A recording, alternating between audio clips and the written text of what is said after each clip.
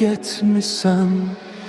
Ağ gəlinli istədim, kəfən gəlmiş, başdaşında qəlbimdəki şəklinmiş, məzarında torpağında bərkimiş. Məni incitdiyini sən bilirsən.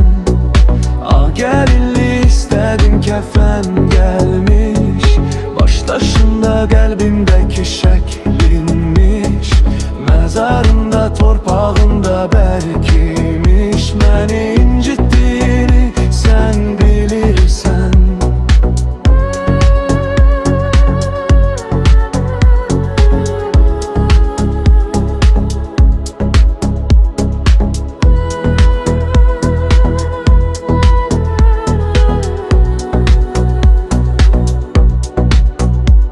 Sənlə danışıram, mən çox xoşbəxtəm. Dəli deyirlər, sanırlar bədbəxtəm. Səni görmürlər, mənsə sevinirəm. Xoşbəxtliyimi görmürlər, bilirsən.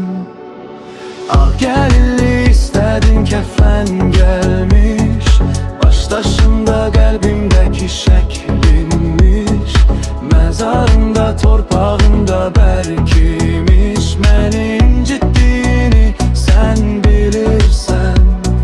Ağ gəlinli istədim, kəfən gəlmiş,